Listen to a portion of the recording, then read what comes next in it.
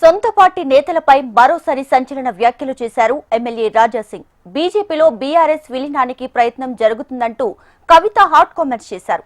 అయితే ఈ వ్యాఖ్యలకు తాను కూడా వత్తాసు పలికారు రాజాసింగ్.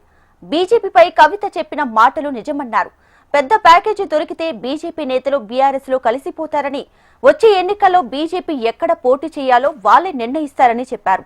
ప్రతి ఎన్నికల్లో బీజేపీ నేతలు అమ్ముడుపోతున్నారంటూ సంచలన ఆరోపణలు చేశారు.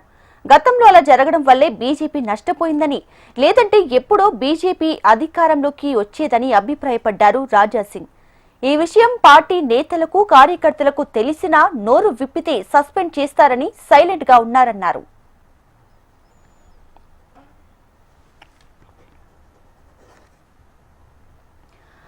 రైట్, ఇక రాజాసింగ్ సొంత పార్టీ నేతలపై మరోసారి సంచలన వ్యాఖ్యలైతే చేయడం జరిగింది. దీనికి సంబంధించి పూర్తి సమాచారంతో మా ప్రతినిధి ఆర్కే సిద్ధంగా ఉన్నారు. ఆర్కే, బీజేపీ ఎమ్మెల్యే ఎవరైతే ఉన్నారో రాజాసింగ్ మరోసారి బీజేపీ నేతల టార్గెట్ గా తీవ్ర వ్యాఖ్యలు చేశారు. ఏదైతే బీఆర్ఎస్ ఎమ్మెల్సీ కవిత గారు ఏదైతే బీజేపీ మీద ఆరోపణలు చేస్తున్నారో ఆ ఆరోపణలు వాస్తవమే. అయితే రాష్ట్రంలో బీజేపీ అధికారం రావడానికి ఎప్పుడో రావాల్సింది. కాకపోతే బీజేపీ నేతలు అయితే ఎవరైతే ఉన్నారో వాళ్ళందరూ బీఆర్ఎస్ పార్టీతో ఎవరైతే ప్యాకేజ్ ఇస్తారో ఆ పార్టీ వాళ్ళతో కుమ్మకాయ రాజకీయం చేయడం వల్లనే రాష్ట్రంలో బీజేపీ పార్టీ అధికారంలోకి రావడం లేదు. అయితే ఎవరైతే బీఆర్ఎస్ పార్టీ నుంచి పెద్దవాళ్ళు ఎవరైతే పెద్ద ప్యాకేజ్ ఇస్తారో ఆ ప్యాకేజ్ కి కుమ్మక్కైపోతారు కాబట్టి, కుమ్మక్కాయ అమలుపోతున్నారు కాబట్టి బీజేపీ రాష్ట్రంలో అధికారం రావడం లేదని మరోసారి సంచలన వ్యాఖ్యలు చేశారు. గతంలో కూడా బీజేపీ నేతల టార్గెట్ గా రాజశేఖర్ అనేక సార్లు అనేక ఆరోపణలు చేశారు. రాష్ట్రంలో జరుగుతున్న బీజేపీ నేతల నాయకుల పైన, అదేవిధంగా నాయకులు ఏ విధంగా ప్రవర్తిస్తున్నారు, బీజేపీ అధికారంలో రాకపోవడానికి కారణాలు ఏంటో కూడా చాలా సమయాల ఆ వేదికల మీద మాట్లాడారు. అదేవిధంగా చాలా సార్లు ట్విట్టర్ లో వేదిక మీద ఆయన స్పందించారు.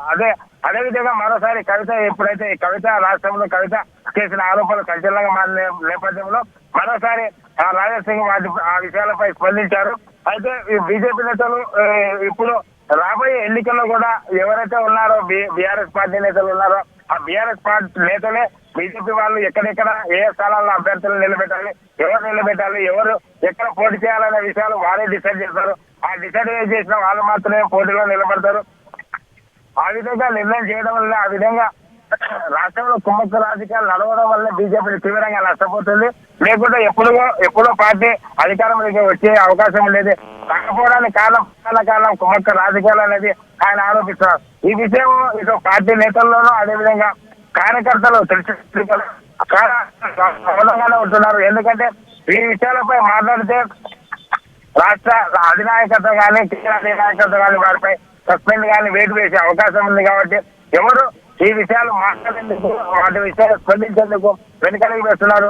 కాబట్టి రాష్ట్రంలో మొదటి నుంచి కూడా బీజేపీ పార్టీ కుముక్క రాజకీయాలు చేస్తున్న వల్లనే ఈ విధంగా రాష్ట్రంలో బీజేపీ తీవ్రంగా నష్టపోతుంది. కాబట్టి ఆ విధంగా నష్టపోకుండా ఉండేందుకు బీజేపీ నేతలు జాగ్రత్తలు తీసుకోవాలి. బీజేపీ నేతలు ఆలోచన చేయాలి. కార్యకర్తలు కూడా ఈ విషయంపై స్పందించాల్సిన అవసరం ఉందని రాజకీయంగా మరోసారి సంచలన వ్యాఖ్యలు అయితే చేశారు. Deepika. Right RK, thank you.